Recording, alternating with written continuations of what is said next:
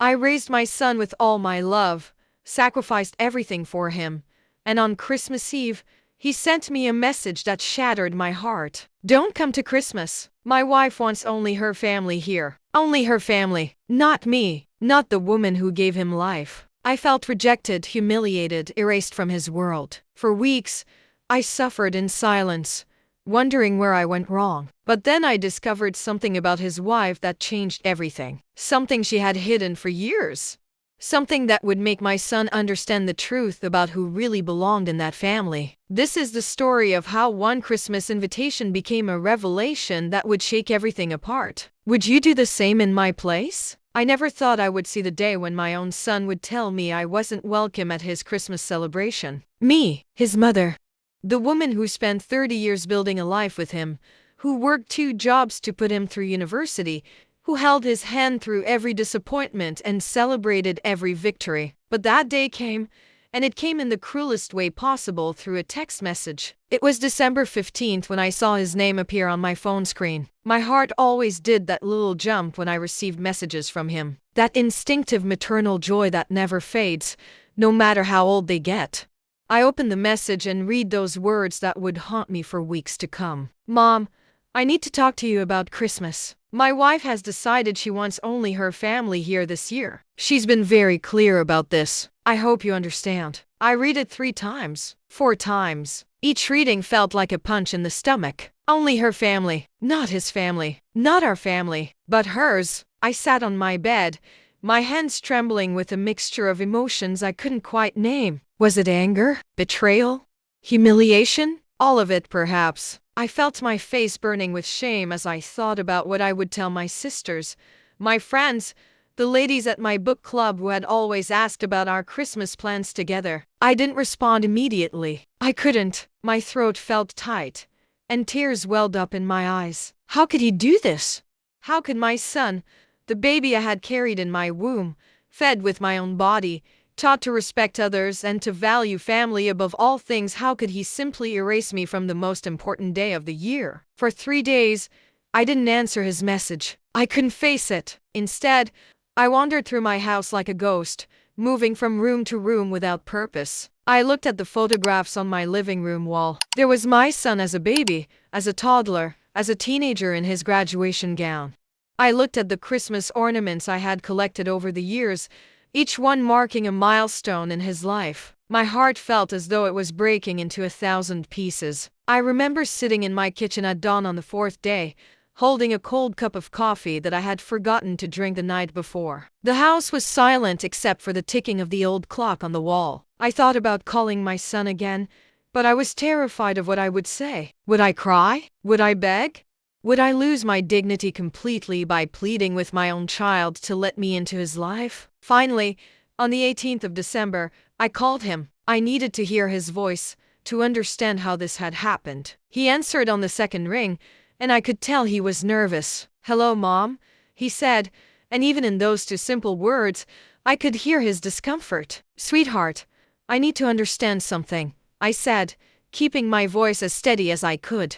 "I need you to explain to me, in your own words, why your wife doesn't want me at Christmas." There was a long silence. I could hear him breathing, could almost feel him struggling with how to respond. "It's not that simple, Mom," he finally said. She just feels like we should have a quieter celebration this year. Just us. Just her family. Just her family." I repeated slowly. "And what am I then? A stranger? Someone from your past that you've moved on from?"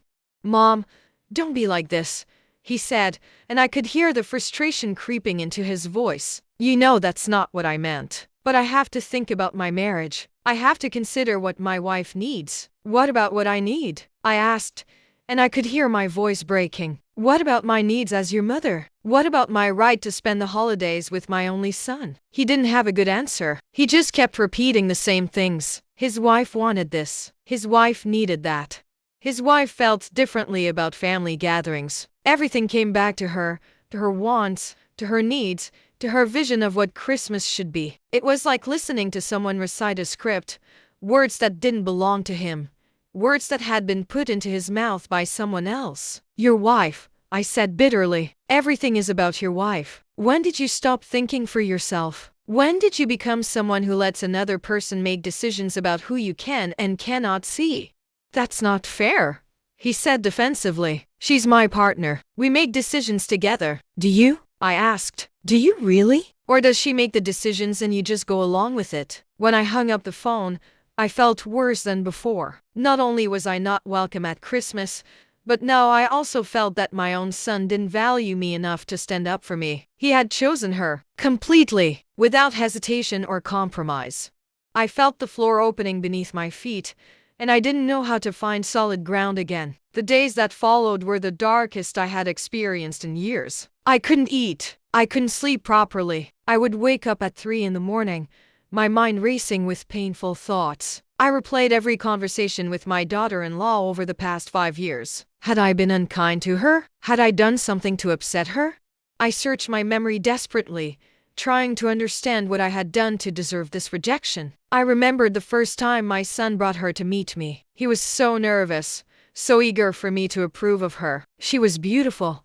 I'll give her that. Blonde, elegant, confident in a way that I had never been. She had shaken my hand and smiled, but even then, I noticed something in her eyes. A calculation. A coldness that she quickly masked with charm and warmth. She's lovely, I had told my son after she left that evening, and he had beamed with pride. Over the years, she had slowly but surely integrated herself into my son's life. At first, they would visit me together every Sunday. Then it became every other Sunday. Then it became once a month. Then it became special occasions only. And now, it seemed, Christmas was being taken away as well. My sister called me on December 20th. Are you coming to Mom's Christmas dinner? She asked cheerfully, and I had to tell her the truth. I had to explain that my son didn't want me there. The silence on the other end of the line was deafening. My sister was shocked, angry, disgusted. That's unacceptable, she said firmly. Absolutely unacceptable. You're his mother. But I felt too ashamed to talk about it further, so I made an excuse and got off the phone. I told people I had other plans. I pretended everything was fine. I put on a brave face, but inside, I was crumbling. I started obsessing over every interaction I had ever had with my daughter-in-law. Had I said something dismissive about her career? Yes, perhaps I had once. She worked in sales for a real estate company, and I had made an offhand comment about how it seemed like an unstable profession. Had I criticized her cooking? Maybe.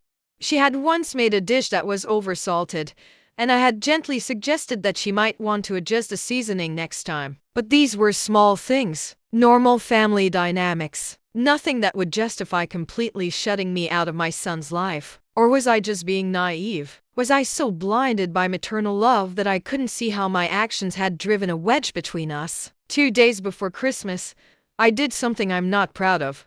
I was looking through some old boxes in my garage, trying to distract myself, when I found a folder of papers that my son had given me years ago. He had asked me to keep them safe, to store them somewhere secure. At the time, he had been going through a difficult period financially, and he wanted to make sure these important documents were protected. I hadn't thought about them in years. I remembered the day he brought them to me. He had looked uncomfortable, almost ashamed.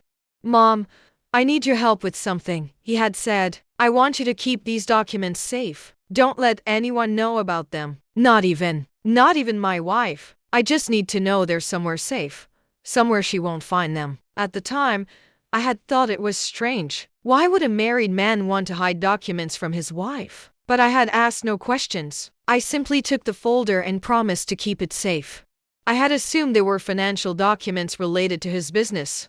Nothing more. Out of curiosity, out of desperation, out of a need to understand what was happening in my son's life, I opened that folder. Inside were bank statements, property deeds, and what appeared to be financial records. As I scanned through them, my eyes landed on something that made my blood run cold. There were records of large sums of money being transferred from my son's personal accounts to his wife's separate business account. Thousands of dollars, tens of thousands, month after month, year after year. There were property deeds showing properties in her name only, properties that I knew my son had helped finance because I had been there when he took out the loans. There were documents that suggested she had been slowly and systematically transferring family assets into her own name without my son's full knowledge or consent. My hands trembled as I continued to read. There was a letter dated 2 years ago from a lawyer's office addressing my son. It mentioned concerns about asset protection and suggested that he might want to reconsider the financial arrangements in his marriage. There was a note in my son's handwriting in the margin that said, "I don't want to know about this. Everything is fine." But everything was clearly not fine. There were emails, printed out and filed away, between my daughter-in-law and someone identified only as R discussing the plan and moving forward and securing everything before he realizes what's happening. The language was cold, calculated, predatory. I found mortgage documents where my son's signature appeared to have been forged. Not obviously, but close enough that someone with a trained eye could see it. I found power of attorney forms that gave my daughter-in-law control over accounts that my son didn't even know existed. I found insurance policies with her listed as the primary beneficiary on accounts that were supposedly joint. I sat on the concrete floor of my garage, surrounded by boxes and forgotten memories, and I felt a terrible realization wash over me. My son wasn't choosing his wife because he loved her more than me. He was choosing her because he was trapped. Trapped by financial entanglement. Trapped by her control over his assets. Trapped by a situation that had spiraled so far out of his control that he probably didn't even know how to reverse it anymore. And her excluding me from Christmas wasn't just about wanting time with her own family. It was about isolating him further. It was about strengthening her hold on him by cutting him off from the people who loved him most. It was a calculated move to ensure that he had no one to turn to, no one who might see the truth about what was really happening in his marriage. I looked at those documents for hours. I read every single word, every financial statement, every legal note, every email. By the time I finished, I knew exactly what I had to do. I couldn't let my son destroy himself because of blind love and a wife who was systematically draining him of everything he had. I couldn't sit at home feeling sorry for myself while he was being manipulated and financially exploited right under his nose. Do you think I overreacted? If you were in my position, would you have acted differently? Would you have kept quiet to preserve your relationship with your son? Or would you have risked everything to save him from financial ruin? The next morning, December 23rd, I called my son again. "Sweetheart, I need to see you," I said. "Just you, not your wife. Can you meet me for coffee this afternoon?" He sounded nervous. "Mom, what's this about?" "Just coffee," I said firmly. "This afternoon, 3 o'clock. The cafe near your office. Be there." When he arrived at the cafe, I was already seated at a corner table with that folder of documents in front of me. I watched his face as he approached and saw the exact moment when he noticed what I had. His expression changed from confusion to shock to something that looked like fear. He started to look around, as if checking to see whether his wife might have followed him. "Mom, where did you?" he started to say, but I cut him off. "Sit down," I said quietly, "and listen to what I have to say. Because I have been silent for too long, and it's time for the truth to come out." He sat down slowly, and I could see his hands were shaking. "Where did you find these?" he whispered. "You gave them to me," I said gently. "Years ago. You asked me to keep them safe. You told me not to tell anyone, not even your wife. Do you remember?" He nodded slowly, his face growing pale. I forgot about those." "I know you did," I said. "And that's exactly what she wanted. She wanted you to forget. She wanted you to stop paying attention. She wanted you to become so focused on making her happy, so focused on keeping the peace, that you would stop asking questions about the finances, the properties, the accounts." For the next 2 hours, I walked him through every document. I showed him the property deeds with only his wife's name. I showed him the bank transfers that he apparently had forgotten about or had been assured were routine or temporary. I showed him the lawyer's letter warning him about asset protection. I showed him the forged signatures. I showed him the emails discussing the plan. With each document, I watched his face change. Shock gave way to confusion, which gave way to anger, which gave way to a kind of devastated realization. "I don't understand," he kept saying. "She said she was just securing our family's future. She said this was all above board, that I had agreed to it. She said she was protecting us."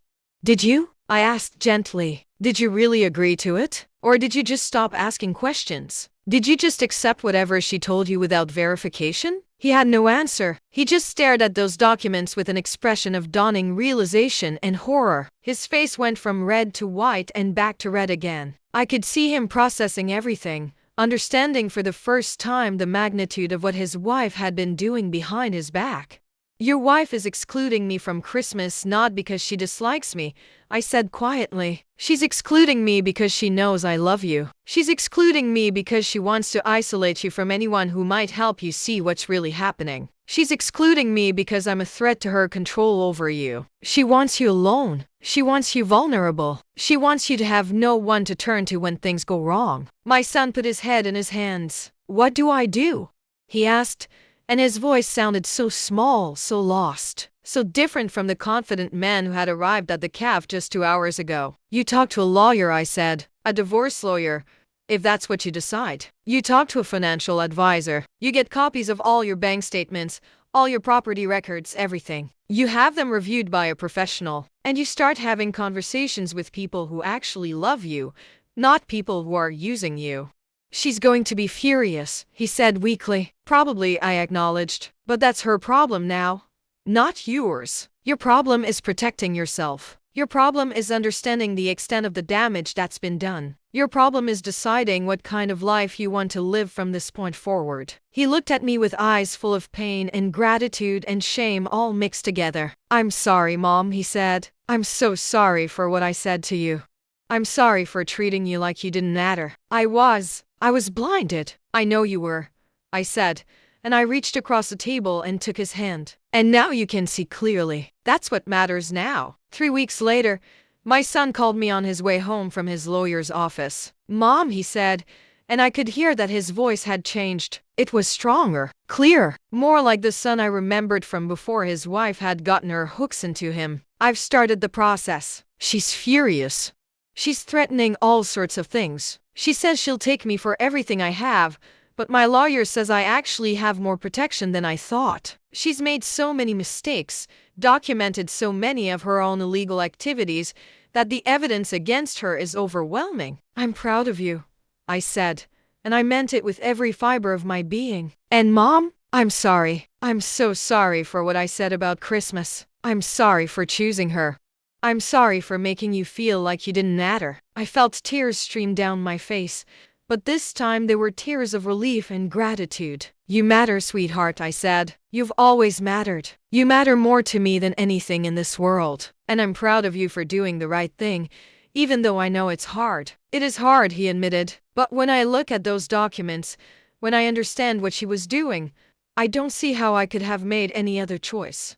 She was stealing from me, Mom. She was stealing my money, my property, my future, and she was doing it while telling me she loved me. That's not love, I said quietly. That's predation. That Christmas, we celebrated together. Just him, me, and my sisters. We didn't have the big feast I had originally planned. We didn't have all the elaborate decorations and traditions. But we had something more important. We had truth. We had honesty. We had each other, without the weight of lies and manipulation crushing us. We cooked together in my kitchen, laughing and talking the way we used to before his wife had systematically isolated him from everyone who cared about him. I made his favorite dishes. My sisters brought wine and stories and laughter. For the first time in years, I felt like my son was truly present with me, not just physically but emotionally. He was engaged. He was himself again. My sister Maria pulled me aside in the kitchen while my son was in the living room. I can't believe what she did to him, she said, her voice filled with anger. And I can't believe what she did to you, excluding you like that, trying to manipulate him into abandoning his own mother. She nearly succeeded, I admitted quietly. If I hadn't found those documents, I might have spent the rest of my life thinking my son didn't want me. I might have accepted that narrative and just faded away from his life. But you didn't, Maria said firmly. You had the strength to dig deeper. You had the courage to face the truth, even when it was uncomfortable. That's what saved him. That night, as we sat around the dinner table, My son told us more about what his lawyer had discovered. Apparently, his wife's scheme was even more extensive than we had initially realized. She had opened credit card accounts in his name without his knowledge.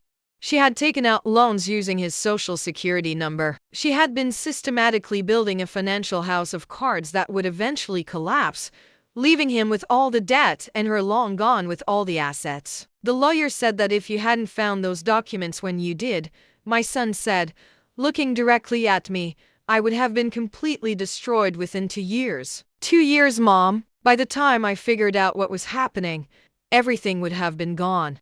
I felt a chill run down my spine. 2 years. That's how close my son had come to financial ruin. 2 years of continued manipulation, continued isolation, continued theft. And it would have happened while I was sitting at home, nursing my hurt feelings, accepting the rejection he had thrown at me. I need to tell you something, my son continued. The lawyer also found communications between your wife and her mother. They were planning this together. They had discussed how to isolate me from you specifically because they knew you were the one person who might see through the manipulation. My sisters gasped. Even I was shocked, though I suppose I shouldn't have been. The predators always work in networks. They always have accomplices. They always have a plan that extends far beyond what we can initially see. So the Christmas exclusion wasn't her idea alone? I asked quietly. No, my son said. It was part of the plan. Her mother was coaching her. They discussed how to gradually push me away from you, how to make it seem natural, how to frame it as something I should want. They had a timeline. They had goals. It was all documented in the emails. I felt something shift inside me. This wasn't just a matter of a woman trying to control her husband. This was a criminal conspiracy involving multiple people. This was premeditated fraud and manipulation on a scale I had barely comprehended. What are you going to do? I asked my son. Everything my lawyer recommends, he said firmly. We're filing reports with the police. We're contacting the financial institutions to report the fraud. We're documenting everything. The lawyer says there's enough evidence here for criminal charges, not just a civil divorce settlement. My sister Maria leaned forward. Criminal charges? You mean she could go to prison? That's up to the authorities, my son said. But the lawyer said the evidence is very strong. The forged signatures alone could result in charges. The credit card fraud, the unauthorized loans, the misappropriation of funds, these are all serious crimes. I sat back in my chair, trying to process this new reality. My daughter-in-law, who had sat at my table countless times, who had smiled at me and called me by my name, who had pretended to care about my son, she was a criminal. She was a predator. And she was about to face the consequences of her actions. If you're enjoying this story, don't forget to subscribe to the channel, give it a thumbs up, and comment what you would do in this situation. Leave me in the comments.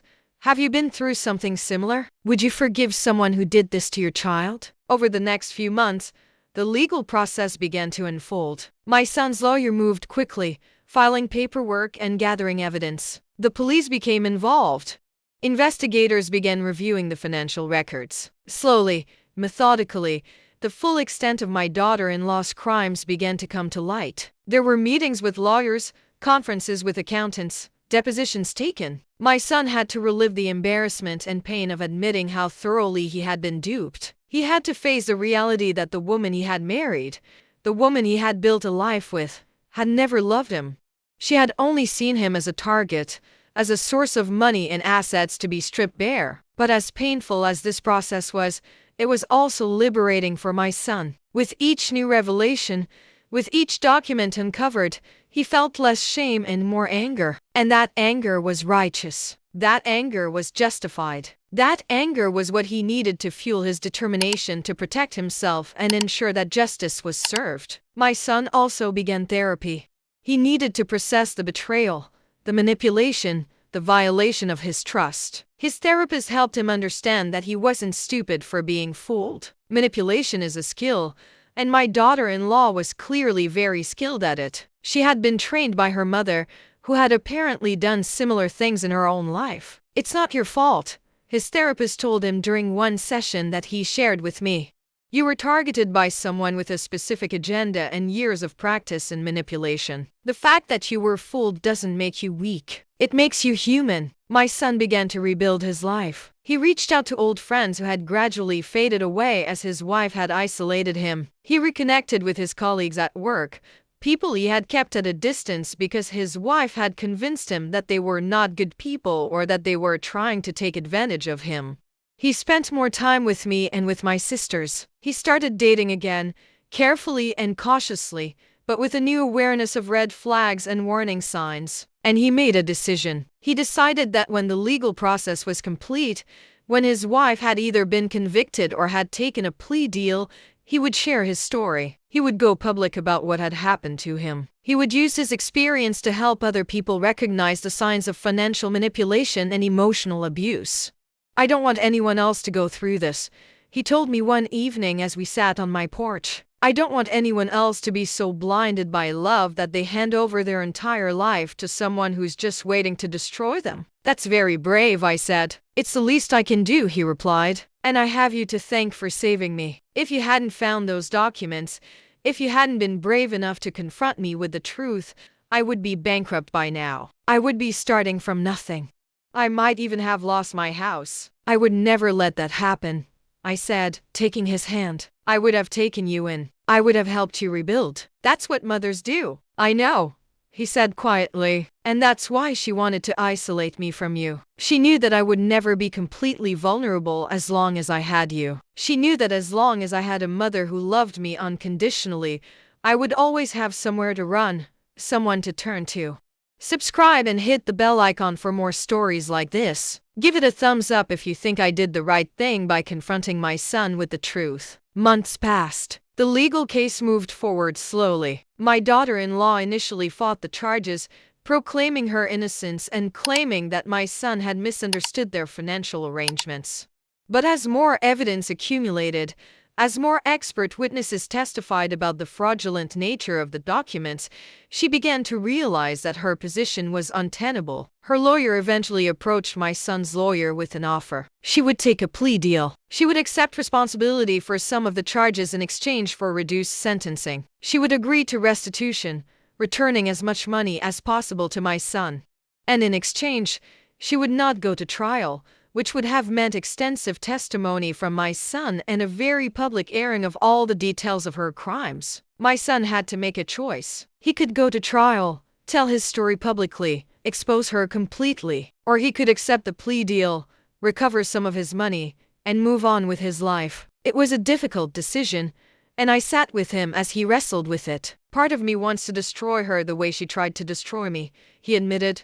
Part of me wants to stand up in a courtroom and tell everyone exactly what she did, how she manipulated me, how she stole from me. I want her to face the full consequences of her actions. And the other part of you? I asked gently. The other part of me is tired, he said. The other part of me just wants to move on. The other part of me doesn't want to relive this nightmare in a public courtroom with reporters and lawyers and all of it being dissected and analyzed.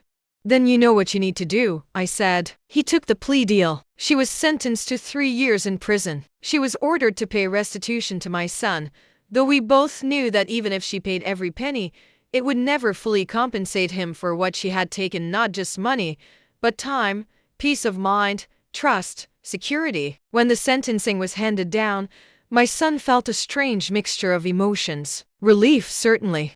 Anger that she would only serve 3 years for crimes that had nearly destroyed his life. Satisfaction that she would at least face some consequences. And underneath it all, a kind of sad resignation. The woman he had thought he loved was a criminal. His marriage had been built on lies. His future with her was never going to happen because there was no her to have a future with. There was only this manipulative predator who had worn a mask of love. But he also felt something else.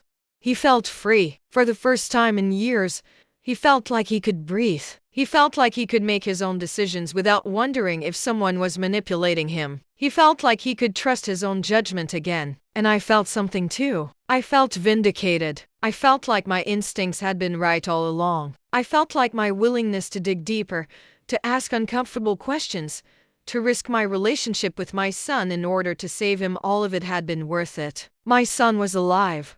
My son was free. My son was going to be okay. In the months after the sentencing, my son and I grew closer than we had been in years. We had been through something traumatic together, something that had tested our relationship to its breaking point and beyond. But we had come through it together. We had chosen each other. We had chosen honesty over comfortable lies. We had chosen truth over convenient narratives. Would you do the same in my place?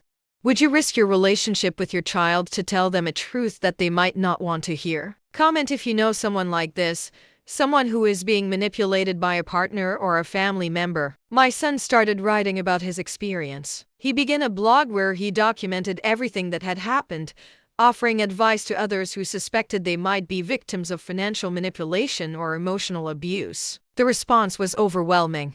Hundreds of people reached out to tell him that they recognized their own situations in his story. They thanked him for giving them the courage to take action, to protect themselves, to seek help. One woman wrote to him saying that she had recognized herself in his description of being slowly isolated from family. She had taken his advice and started secretly reviewing her financial statements.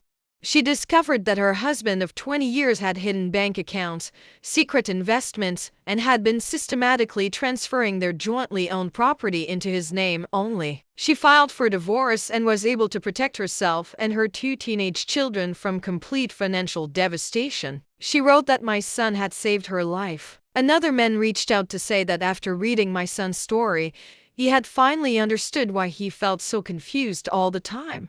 He had thought he was going crazy. He had thought he was the problem. But reading about my son's experience, he recognized the signs of gaslighting, manipulation, and control. He gathered the courage to leave his wife and reconnect with his estranged sister. 6 months later, he wrote back to say that he was in therapy, rebuilding his relationship with his family, and finally starting to feel like himself again. A young woman in her 20s contacted my son to say that she was watching her own mother being manipulated and isolated by her stepfather. She had felt helpless, not knowing what to do or how to intervene without making things worse. But after reading my son's story, she found the courage to talk to her mother about what she was observing. Her mother initially denied everything, but the seeds were planted. A few months later, her mother confided in her that she was having doubts about her marriage. They started therapy together, and eventually the mother was able to see the manipulation for what it was and make plans to leave. Some of them discovered fraud in their own lives because my son's story prompted them to look more carefully at their financial arrangements. Some of them recognized manipulative patterns in their relationships and made the difficult decision to leave. Some of them reconnected with family members they had been isolating from and thanked my son for showing them what isolation looked like from the outside. My son realized that by surviving his ordeal and being willing to share it, he had inadvertently created a resource that was helping dozens, maybe hundreds of other people. He was turning his pain into purpose. He was transforming his trauma into a tool that could help others avoid similar traps. I felt immensely proud of him. My son, who had once been so thoroughly manipulated that he couldn't see the truth even when it was right in front of his face, had become someone who could help others see the truth. He had taken his greatest weakness, his trusting nature, his desire to believe the best in people, and transformed it into his greatest strength. He had learned to channel his pain into wisdom, his trauma into teaching, his shame into strength. One day, about a year after the sentencing, my son came to visit me. We sat on my porch, as we did often now, and he told me that he had been contacted by a podcast producer who wanted him to tell his story on their show. The podcast focused on financial crimes, fraud, and manipulation. The producer thought that my son's story would resonate with their listeners and could potentially help even more people. "Are you going to do it?" I asked him. "I don't know," he admitted. "Part of me is nervous about going so public. Part of me worries about how it will affect my career, my reputation, my ability to move on. But another part of me knows that this needs to be said. More people need to hear this story. More people need to understand that this can happen to anyone, that it's not a sign of weakness or stupidity, that the victims aren't at fault." "Then you should do it," I said firmly. "You should tell your story to anyone who will listen. Because every person who hears your story and recognizes themselves in it is one more person who can take action to protect themselves." He did do the podcast. He spent 3 hours walking through every detail of what had happened: the slow isolation, the financial manipulation, the gaslighting, the moment when he finally saw the truth. He talked about his shame, his embarrassment, his struggle to move forward. He talked about the importance of listening to the people who love you, even when you don't want to hear what they have to say. The episode was downloaded thousands of times. It generated hundreds of comments from people who felt seen, understood, validated. Some people shared their own stories in the comments. Some people offered advice and support to others who were currently going through similar situations. The episode became a resource, a lifeline for people who were trapped in situations of financial manipulation and didn't know how to escape. My son also started volunteering with an organization that helps victims of financial crimes and spousal fraud. He offered his time to listen to people's stories, to help them understand what had happened to them, to point them toward resources and support. He became a mentor to others who were navigating the complicated legal system in the aftermath of discovering fraud. And through all of this, my son and I grew closer. Our relationship, which had been fractured almost beyond repair when he told me I wasn't welcome at Christmas, had been rebuilt on a foundation of truth and honesty. We talked about everything now. We didn't hide things from each other. We supported each other through difficult moments and celebrated each other's victories. I also realized that I had been transformed by this experience. The woman who had felt rejected and erased, who had questioned her own worth and her place in her son's life, had discovered a strength she didn't know she possessed. I had trusted my instincts. I had asked difficult questions. I had been willing to be uncomfortable in order to do what was right. And in doing so, I had not only saved my son, but I had also saved myself from a lifetime of wondering what I could have done differently, wondering if there was something I should have said or done to prevent his suffering. I started thinking about other women like me, women in their 50s and 60s who might be experiencing similar rejections from their adult children, women who might be doubting themselves, questioning whether they had done something wrong, women who might be accepting narratives that they were no longer important in their children's lives. I wanted to reach out to these women and tell them, don't accept that narrative. Don't let someone else define your worth. Ask questions. Dig deeper. Trust your instincts. The people who love you will always love you, even when they're behaving in ways that suggest otherwise. Sometimes their behavior isn't about you at all. Sometimes it's about the people who are manipulating them, the people who are trying to isolate them from everyone who cares about them. As for me, I learned that sometimes being a good mother means being willing to be the villain in someone else's story. It means being willing to risk being called controlling or interfering or overbearing. It means being willing to do what's right, even when it's hard, even when it's unpopular, even when it might cost you your relationship with someone you love. But it also means knowing when to back away. It means trusting that you've given your child the information they need and then letting them make their own decisions. I didn't force my son to file for divorce. I didn't force him to pursue legal action. I showed him the truth and let him decide what to do with it. That's where my responsibility as a mother ended and his responsibility as an adult began. The final message of this story is this: never underestimate anyone, especially not the quiet strength of a mother who refuses to accept injustice. Respect is earned, not imposed. And the truth, no matter how painful, always finds its way to the light. My son learned this. His wife learned it too, though I'm not sure she's fully accepted the consequences of her actions.